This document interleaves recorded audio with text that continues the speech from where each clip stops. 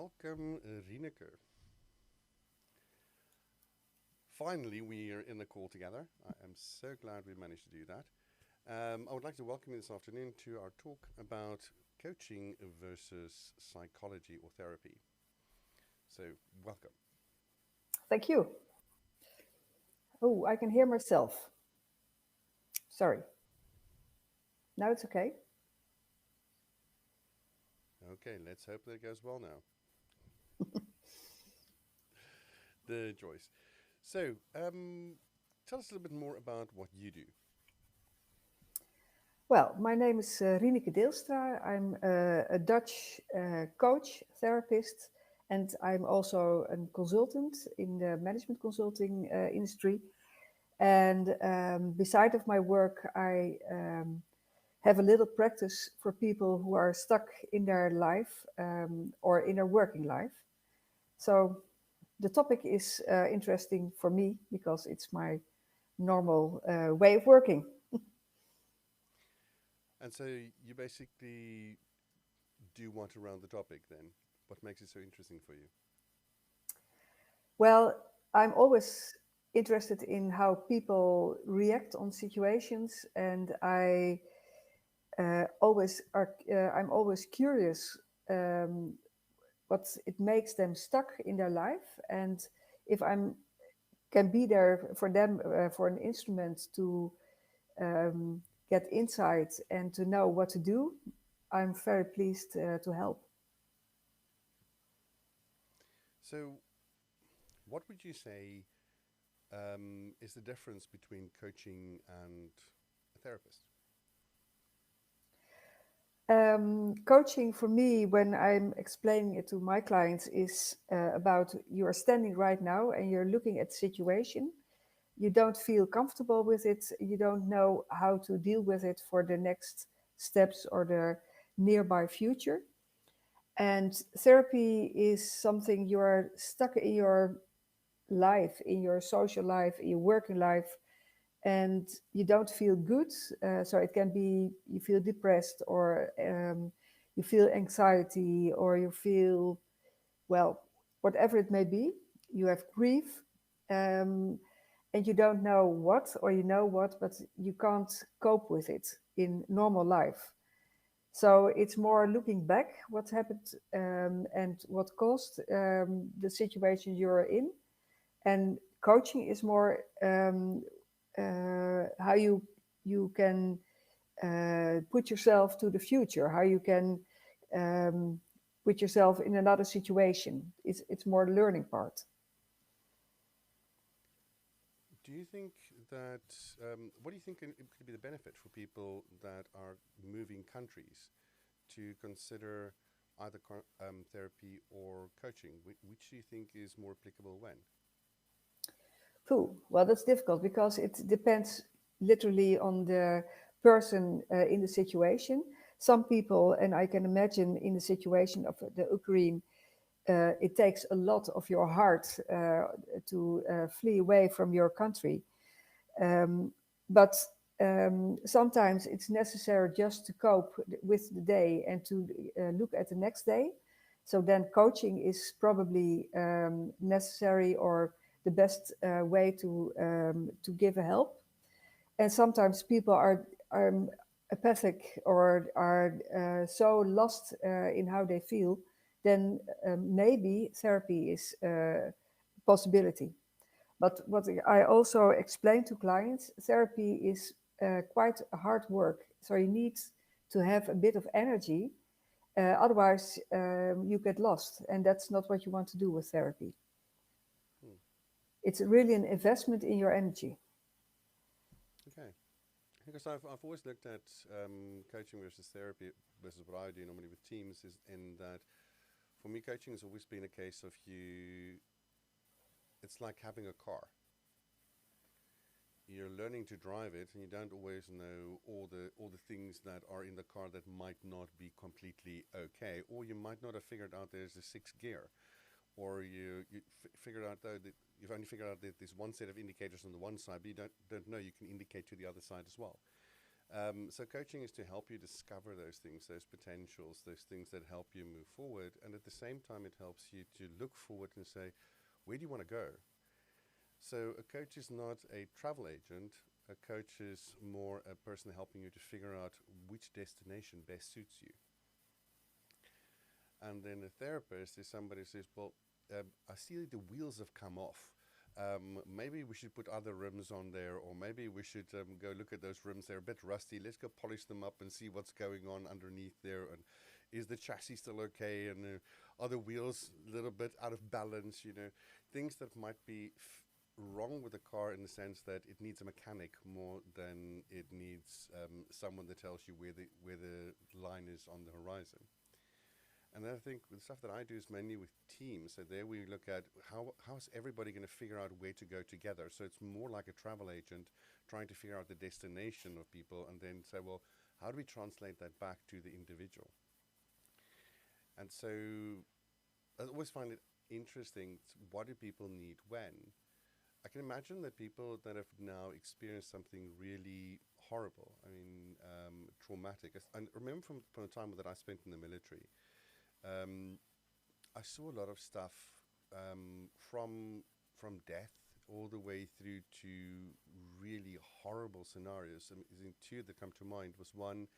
I was my first 2 weeks in the military. I walked in the morning into the shower and somebody had hung themselves from the rafters. Okay. So that really brings a lot of stuff home for you and how and it creates a lot of fear because all of a sudden it's what's going to happen to me now? Is this going to be what's going to happen to me as well? Will I be strong enough to survive this? And then in my second year, I was officer commanding at the time, young, but I mean you're officer on duty because everybody else is off playing golf or all the seniors are not available. And there was a riot, and people were petrol bombing buses. It was in the riot time in South Africa.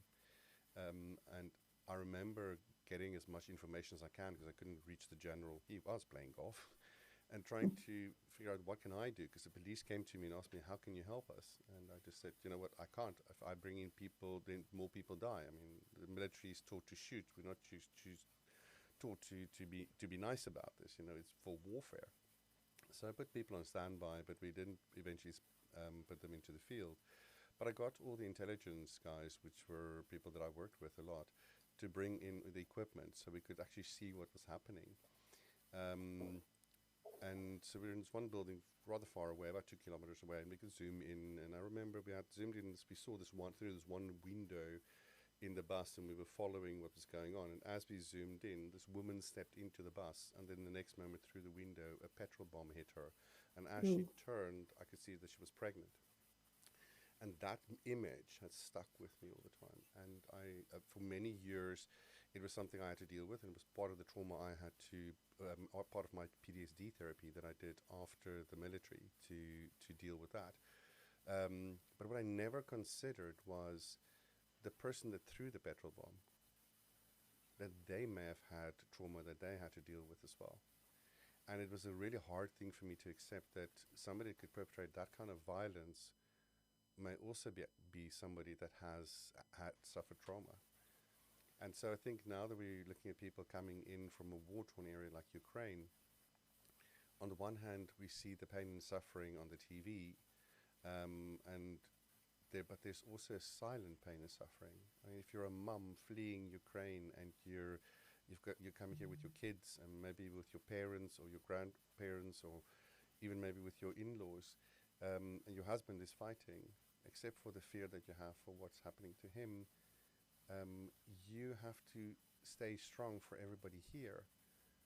But who's there to help you? Who's there to listen to you? Who's there to go, you know what, it's going to be okay, or you know what, here's someone you can talk to and freely talk to that doesn't have to, they don't have to pretend or to be strong in front of. And so what do you think, under what circumstances should we rather say people might need a therapist or people might need a coach? Well, you told a heavy story, and I think the situation the Ukraine people are facing right now is all kinds of traumas you have to overcome. And it's quite different between people how they cope with trauma. Some people can handle it by themselves, and other people take it with them for years or for decennia. So in your situation, what you're telling, I see always the picture of that woman, the pregnant woman in the bus. That is something you can look for it with therapy. So there's scientifically proven evidence with EMDR therapy, so the eye movement distraction therapy, and it can help people. So your brain learns to shift the picture from the feelings. They were clung together. So in that situation, I really suggest therapy. It's not, you can't talk it away. It's something, it's in your body, it's in your cells, and you need professional help to handle it. Well, the real suggestion, when do you need what, is very difficult to say it in common. This is the rule for. But I think if you looking for, okay, I'm now in a strange country, I'm with in a house with strange people, and I really, really want to say out loud how I feel, you can deal it with a coach. It's no problem at all, because it's about listening. It's about getting your space to breathe again. And I really grant people to get those professionals around them. If there's no family or acquaintances, you feel comfortable with them, or you feel free to share such stories and experiences. And if you really feel inside you are broken, you have a lot of stress, anxiety, or something like that, then there's possibility to look for therapy. And for it's the same what I said just before. It also will take energy, because then you are looking what's the cause of the pain, what's the cause of your anxiety, and you are invited by the therapist to look at it. And that's just what you don't want to see. That's just what you avoid all the time. So that's why it's always something, when you go in therapy, it has to do a lot with courage. Are you able, have you got a lot of guts to face what was so painful for you? And the therapist is just beside you. It's just the voice in your head, or the person beside you, or someone who takes your hand. You're not alone in facing it, in give it a place, let it go out, let it go out of your system. But, well, the words I use for it, you can feel its different weight of it. Yes, we have a bit of noise in there, I heard. Now it's okay for me.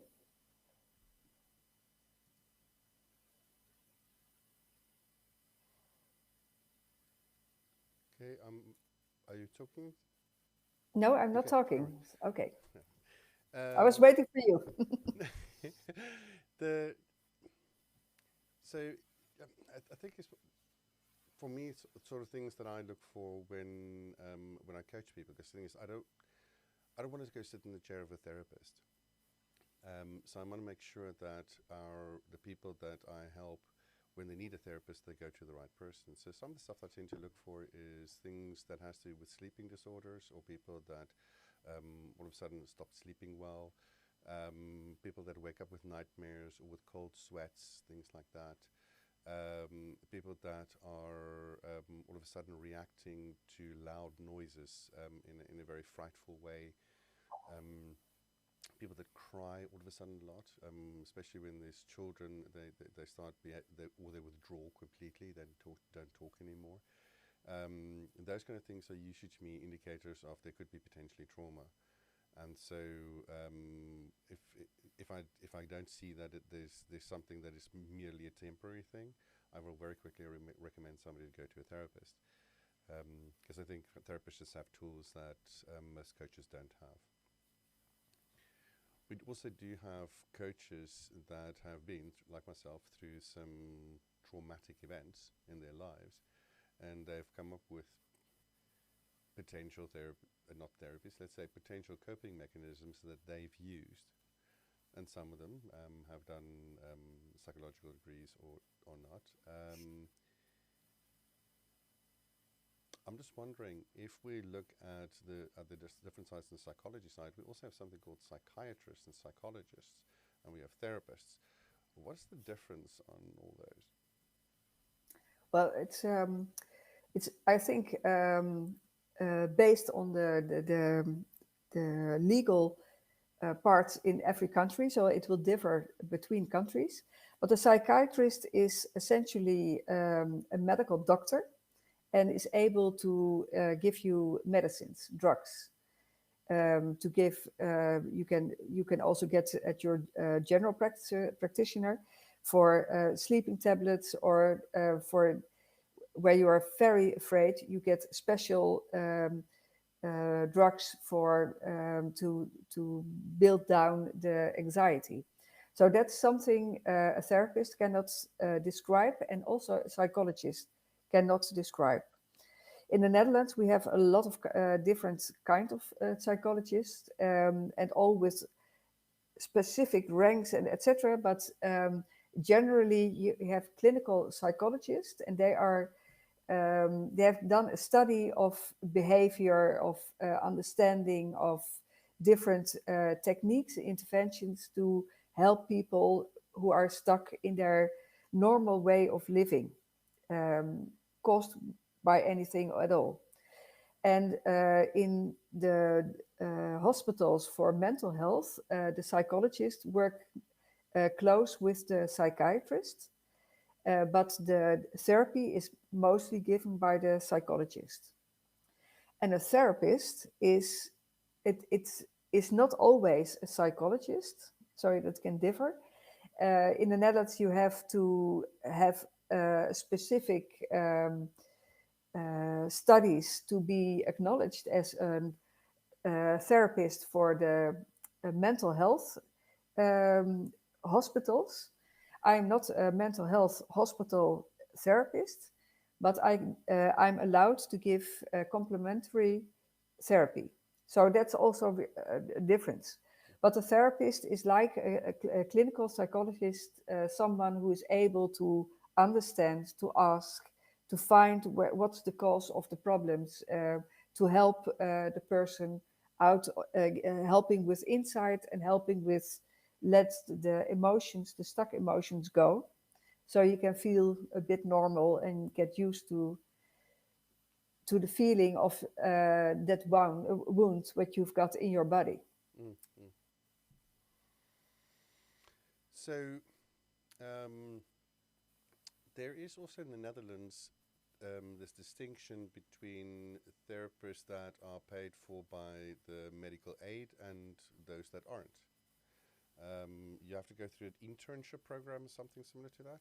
Can you tell us a little bit more about that? Well, the therapist, well, it's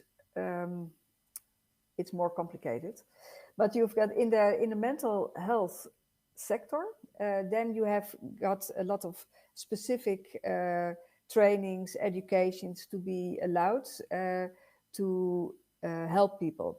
And we call it I don't know the English word for it, it's the big registration. It's a specific registration, and when they look at your study, your background, if you're allowed with a lot of supervision and learning therapy for yourself to help people in mental health hospitals. Mm-hmm. For me, I'm someone the insurance company is also paying, but you have to have an additional assurance. And I'm in the complementary health system, and this is um, well, quite a different part, and it's not acknowledged yet. And I think it will come in the in the whole assurance world of the Netherlands. So it's a lot about education, knowing what to do, have a bit of safety if the person, the therapist, is well schooled for it to do it. And I think that's good because you are talking about how people feel and how they interact, and it's valuable, and you have to do it in the right direction. Mm. Mm. I think it's as well the thing for me with the medical aid. What's also important, I think, for people coming in from Ukraine is that as long as they do not have a job, which means they don't have to pay medical aid, it is covered by, I think it's called the CAK. It's an insurance company that basically takes care of uninsured people in the Netherlands. And so that covers the basic insurance or the basic coverage. Now we know that most, let's say, long-term medical stuff is in there. For instance, if you've got cancer, all of the cancer medications available to people in the Netherlands are covered. You can get a prescription, it goes through the hospital, and everything is covered through hospital budget or in the insurance. But on the therapy side, I was just wondering what is covered in the basic, what kind of psychologists are covered in the basic insurance and what is not, just so that people that do not have the money know where they can knock on the door. There's a lot of there's a lot covered for mental health help in the assurance in the basic. How did you call it? The basic Basic insurance. the basic insurance of people. So you have to get from your general practitioner the way to go to the mental hospital, and then you are come on a waiting list, and you have to wait for a place to get help for it.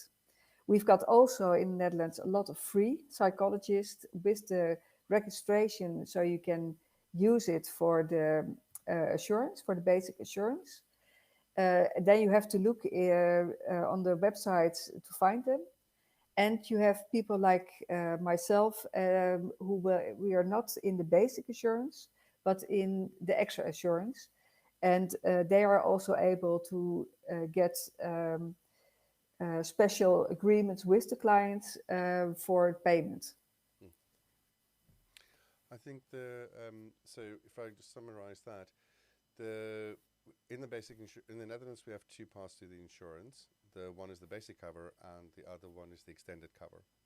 Yes, that's the word. Within the basic cover is the stuff that the government has basically said, these are the things we will pay for this year and will cover. And that becomes part of the standardized package that is available to everybody in the Netherlands. And because healthcare is compulsory and you have to pay into healthcare compulsory, you also get that everything that's in the basic cover. The extended cover has different possibilities in it. So one of those things are alternative medicine. So that also covers things like chiropractors and variations thereof. There's also extended cover that you need for dental, because dental is also not covered in the basic package unless you're under, I think, 18 or 21. There's some special dispensations there. And obviously, if you need to get your jaw rewired and your teeth redone after an accident, that's going to be in the basic cover. It's not cosmetic in nature. So if people need additional cover for dental or for alternative medicines, they need to. So I think homeopathy also falls into that alternative medicine side. So we also have therapists in the alternative medicine, or let's say the additional cover, and we also have therapists in the basic cover. And then we have psychiatrists, which are the ones that can prescribe medicine. I was actually misdiagnosed with ADHD because of hemochromatosis, actually. And so I had to go see a psychiatrist that gave me lots of medication that eventually didn't help because it wasn't the right diagnosis. So I went through this whole process of going through go to your GP, and then you speak to your GP, and then your GP will refer you. I think one of the things to note as well for people is that the general practitioner in the Netherlands is a specialization. it is not just somebody that's just finished their medical degree. In some other countries, that those are people that then become a GP. But in the Netherlands, you actually have to go through a specialization track, just like an endocrinologist or a heart surgeon or anything else, you know. Yeah. And so your GP is very well qualified to help you figure out what is your next step. And those next step, the GP is the one that puts your foot on that path and helps you down that path in the medical world or in the medical insurance world as well. Because I hear a lot of people saying, well, yeah, but will my GP know everything about cancer? No, he doesn't, but he will know enough to know what to test for to send you to a hospital and to the right hospital so you can get the right treatment. The same thing is true for psychology. There's also now a new situation. I don't know if it's in every practice, but I know in my GP practice, there is a therapist that's sort of like an emergency therapist. So if you need immediate help or somebody to talk to you immediately and there's no position available for you yet with a regular psychologist or therapist, you can get temporary help. It's not every day, it's not every week, it tends to be every 3 or 4 weeks, you know, because the poor person actually has to cover quite a lot of people.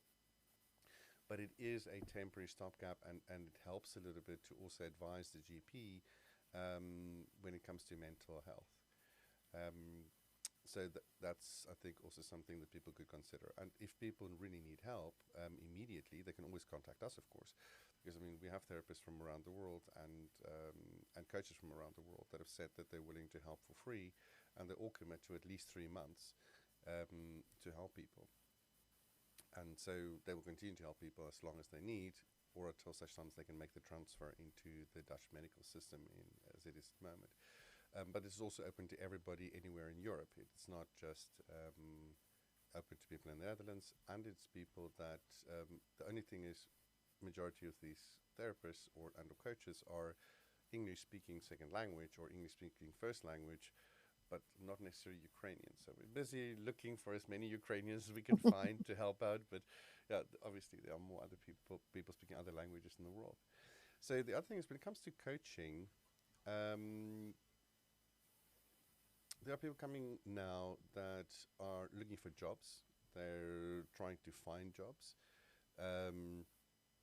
I think there's been a few questions that people have asked about, can I get a job coach? So basically somebody that I assume we would have more like at the UWV, or basically a Dutch unemployment office, that will help you with your CV and to find a job and things like that.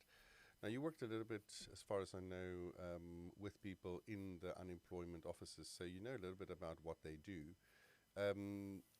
But there's also other coaches. You've got leadership coaches, which is a lot of the stuff that you do, and some, let's say, leadership team stuff that I do as well.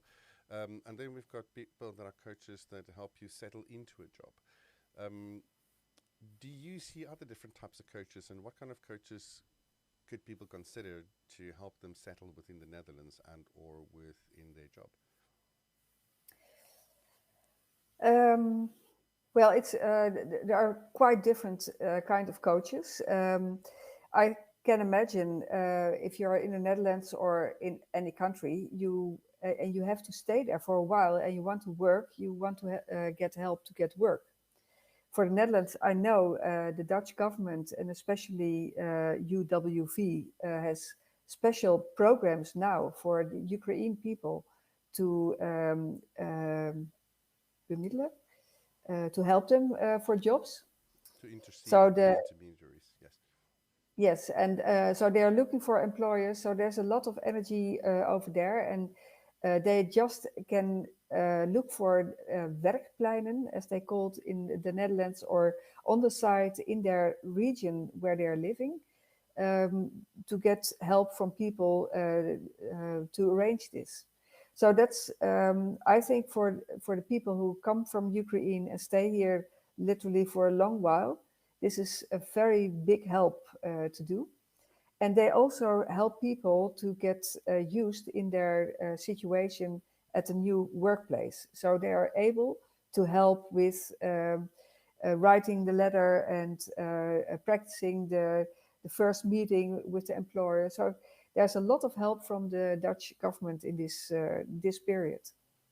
And I suggest please use it, because they know exactly what's over there. They know exactly what's necessary. So don't look around for other coaches for this, but use them. They are specialized in it. I think what I've also seen over the years is that for most jobs, the UWV or the unemployment offices or the Center for Werk en Inkomen, all these kind of places that help you get into a job, are really good when it comes to the average job. All right.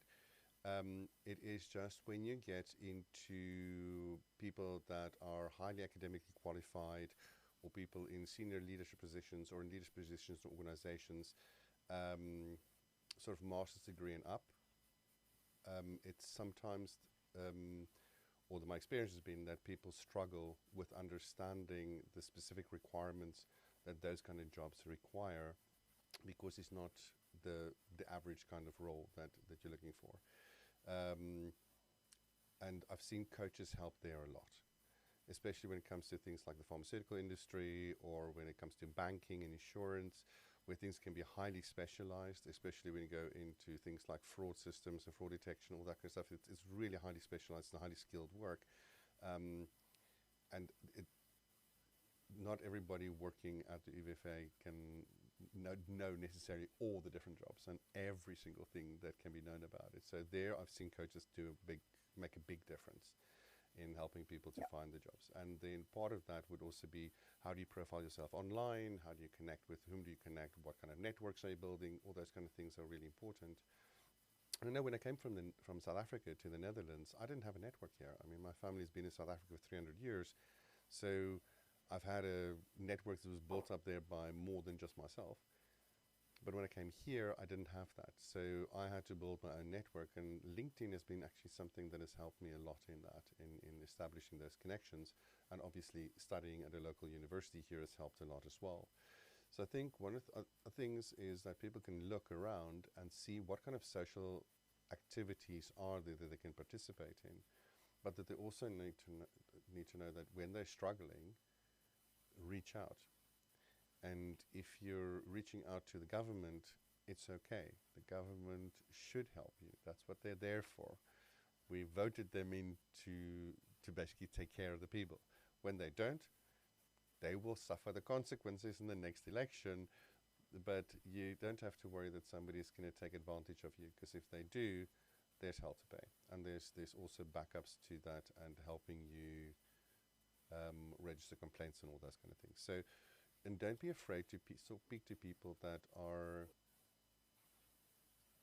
not only in your own cultural backyard, so to speak. For me, Well, I think it's important what you said. If you come to a new country, you have to find new social networks.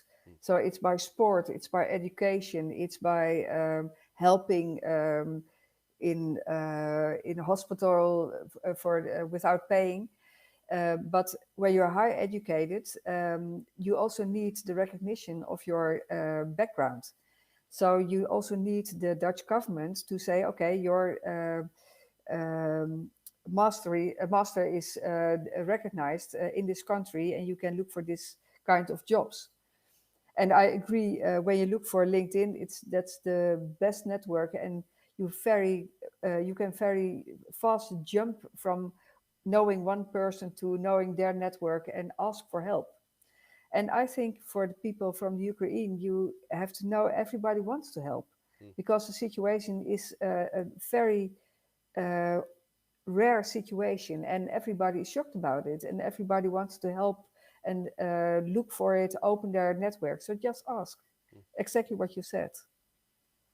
I think the other thing that struck me is, when I came to the Netherlands, one of the things I did is I had a contract work in the UK. So I went over for a few days every month to London to work there. And so I saw the difference in the way I was treated in London and the way I was treated in Amsterdam.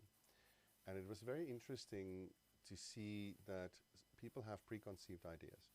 And there's always going to be people that have ideas about who you are without even knowing who you are. And it's important that do not take that personally. People will say stuff, especially in the Netherlands, people have an opinion. And people will say their opinion, but all of us regard that opinion as that person's opinion, and it doesn't have to be yours. And you're allowed to have your own opinion. Whereas when we come from outside of the Netherlands, it often feels that people are saying you should be like that or you should do that. Because the way that it's phrased sounds like it in our own cultures. But when we come here, it is not the expectation there. Well, my apology on behalf of the whole Dutch country. We are so direct and not give enough space, but it's the way of speaking. It's Yeah. not the way of the heart is Yes. opening up for people. Yeah. And I think that's something we need to realize when we come to the Netherlands as foreigners. I mean, I've now got Dutch citizenship. I've been welcomed with open arms. The strangest thing for me was normally when you deal with the government in South Africa anyway, you expect people that are very, not just rigid, but almost rude in the way that they treat you. When you come to the Netherlands and you just say, can you help me? Don't go in there with a fighting stance. Just go like, can you help me? All of a sudden, it's like the world opens up and people are welcoming and willing to help and will go the extra mile. It's actually quite unbelievable that Dutch society is that open once you go beyond that surface that might not look from your own perspective as if it's if it's penetrable. And I think that's something just to have a little courage and ask. And when you hear people in the news say things about Ukrainians or refugees, and you get that sort of like once-off nut job that is going off about things, just please ignore them. They are never the majority, and they never have enough clout, but they always have a big mouth. I agree. Sorry.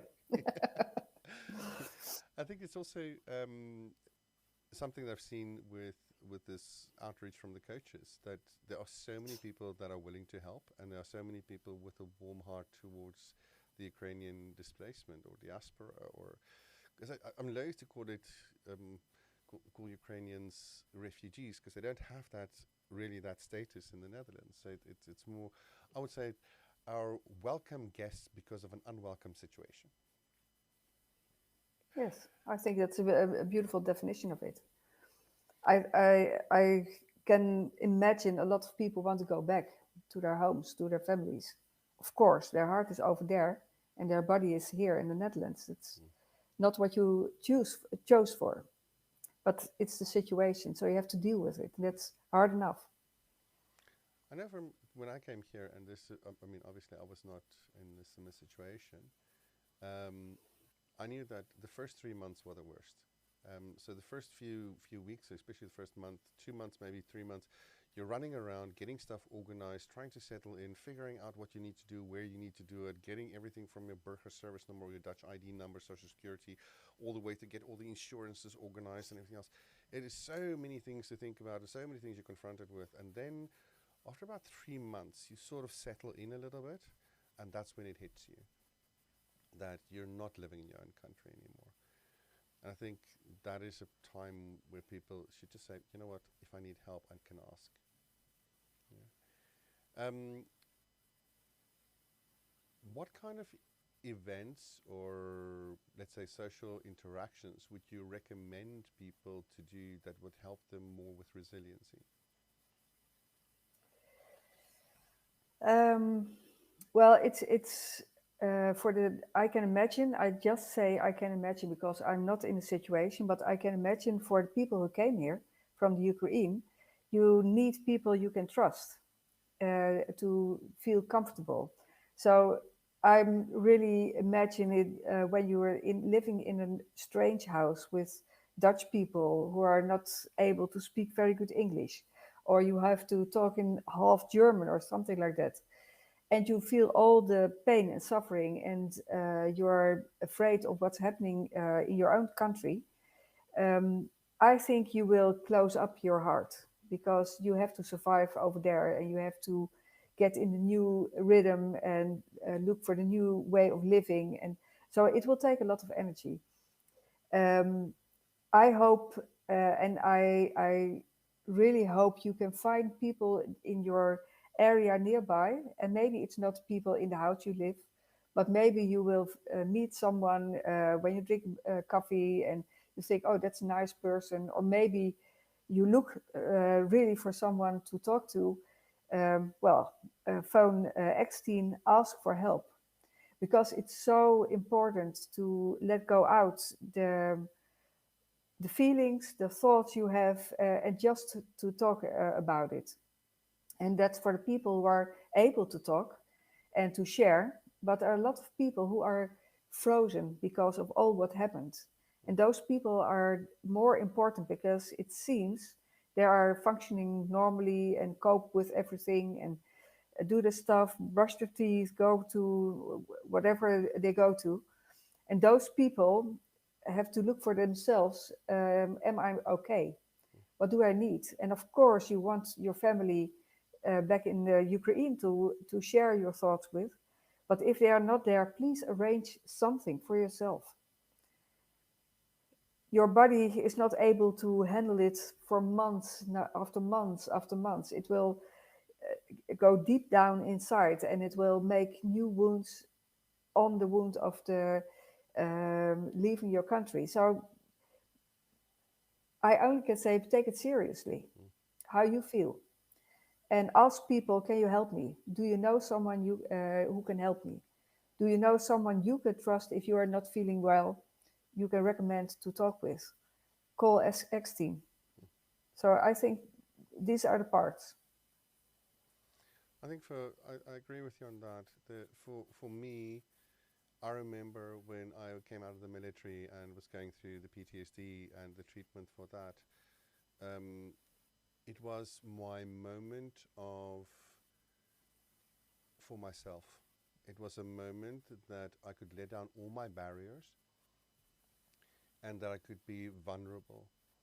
Because the rest of the time I had to be strong and do the stuff that I needed to do and everything else. But I needed some place where I could just not have to think about any control, and let the therapist take control so that I can unburden, And I battled for about 2 years before I went to see a therapist. I wish I'd done it earlier.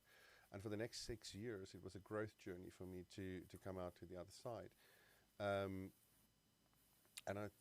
If we look at the research and we look at things like post-traumatic growth, there's a lot of research and a lot of evidence that says the earlier the help is there, the better. So when you feel that things are not okay, just ask for the help. Please, for yourself, for your own sake and for your family, just take the help because it's there. Yeah. And something I like to add on that, be critical. So if you don't feel the click of trusting the other, don't do it. Because it's so important you can, what you say, relax and just let it go. Because then everything is coming out of your body, it's coming out of your heart, all the pain. But if you don't trust someone, you're keeping up appearance and it won't help. So it's not, if someone I ask, when I see new clients, I give them 2 days to just feel if it's okay to go on together. Because you have a journey together and you really must be able to say, okay, with you, I can feel okay.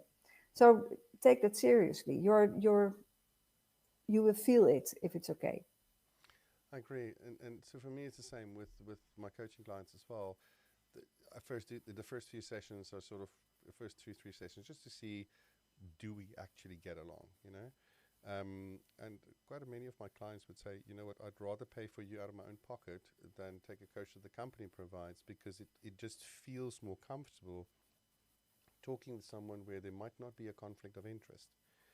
And it is, I think that sense of safety and security and trust is really at the core of these relationships where somebody's trying to help you. They need to create an environment for that help. It's not just about the conversation, it's also about the context that's being created. Yeah. it's more about context, I guess. Yes, I agree Yeah. with you on that. I think Rieneke, is also something I appreciate about you is you have a way of holding holding the space in such a way that everybody that talks to you feels comfortable. I've never heard anybody say anything negative about you. It's quite beautiful. Thank you. I think that's also what I see as a common thread with all the best coaches that I've worked with is that ability to hold the space there for the client, you know, and some of the best therapists I've worked with as well. And so yeah, that's always a good thing to look for. So yes, the relationship is really important with your therapist or your coach. And if you get stuck, ask for another one. It's never personal. The coach or No. therapist will never take it personally because they know how important that click is, I think. What kind of tips would you give to people if, when it comes to, for instance, children that they might suspect are suffering from trauma, or parents or in-laws that they see, or even guests if you're hosting a family? What would you recommend the first port of call be, and what kind of approach would you take in that? Well, it's a bit more of the same. I think give someone space. When I look at children, I would be very keen on how they physically react in the situation. Are they playing? What are they playing? Do they want physical contact? But don't be afraid of children because they can cope a lot, and just be there as soon as they give a sign of like this, or I want to be with you, I want to lay down with you. It's comforting, it's safety, it's a security, and that's important for them to feel. And I'm also a mother. I know it's difficult in situations when you don't feel good how to handle it with your child.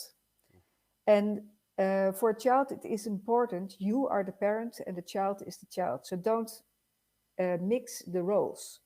The child is not the one who is going to help you. The child is the child it can live on, and is in a very specific, strange situation. So give him time, or her, give him space to do what they naturally want to do. And if you have really problems seeing your child struggling with the situation, or problems for your own, or grief, or etc., share it with an adult outside your children. And a very simple suggestion is go outside. The nature does do a lot of good for children and for yourself. So just go with a ball and play football, or just go to the water and play there around, because the nature really translates the negative energy in the earth, and you feel better. You get another feeling of I've got space, I can look in a different way. If you're all the time in the house and all the time in your bed, it's kind of a depression. Then really ask people, go for a walk with me, let us play together outside. You really feel different. I think there's a few things you said that I think is interesting. One, when you go outside, some of the things that happen is your body's exposed to sunlight, which gives you vitamin D. If we sit inside, we get a lot of less vitamin D, especially in the winter months. So it might be interesting to have it checked by by a medical practitioner, and get some supplements for that. Because I grew up in Africa, and so for me, the Netherlands meant I needed a lot more vitamin D. My body just needed it. The other thing is with body, you embody. We feel things in our bodies, and so I think that's one of the things that I've seen you done so very well, is to look for when people's bodies are behaving in a way in the moment that is a little bit off, and just to ask what's happening there. You know, what are you going through, and then to physically be there. You know, the hug. It releases oxytocin in our bodies, so it's just and it brings us closer, and it makes us feel secure, warm, and comforted. And so, if a child or a loved one is struggling, just give them a hug, or be there for them to get a hug. You know, I think those are very good ideas. And then nature, the Netherlands, people are nature nuts. you know. So there's a park around every corner. I mean, from where I live, it's like 3 blocks away. There's a park I can go sit in. Just go lie on the grass, let the sunlight play over you, and watch the clouds. You know, just lie down with your kids next to you and go like, what are the shapes you can see in the clouds? You know, just take people's minds away from it. Be outside, and just have that sense of openness, freedom, and clarity in a way that's so difficult to find within 4 walls. I think that, yeah, it's also something I missed from South Africa, sort of having that space, you know. It's like Yes. I think one thing that works well for me is there's this St. Willibrodsabdij in Doetinchem. It's a monastery, mainly for men, or for men. There's also a spiritual retreat element where women can stay in the retreat on the house next door. And it's like, I think it was 20, 25 euros a while back. It might be a little bit more now, but for 3 meals and a room to sleep in at night. Yes, a monk's cell is not the most comfortable thing. It is not the most expensive mattress that's in there. But it breaks the rhythm. And so for me, because they go to bed at like 9 o'clock in the evening, and you get up at 6 o'clock in the morning, and you wake up to these Gregorian chants echoing through the abbey, it's just a completely different thing. And then it's in the middle of a forest. So when things are too much for me, or I go like, you know, I'm tired of the city, I just need that moment alone, I'll go there, because it gives me that sense of being by myself and having people around me I can talk to, because quite a few of the priests and brothers are trained as Monks. psychologists. Yeah. They're also trained as psychologists, and so you can talk to them as well. But at the same time, you can get out in nature and go for a walk. So my favorite is I go sit on the edge of the forest and I sit there just with a notebook and I just start writing whatever comes up to my mind, you know, commit that to paper, get it out of my mind and just put it on a piece of paper. Because it also gives me a chance to verbalize it, structure it, and have a way so I can talk about it again. And I think all these kind of techniques are stuff that people can use, but eventually when you need to talk to a person, you have to do that. You have to just reach out and Yeah. do that.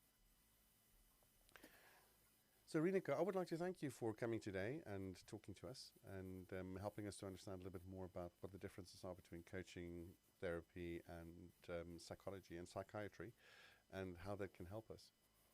And look forward to speaking to you again in the future. Thank you. Thanks for your invitation. Goodbye. Bye-bye.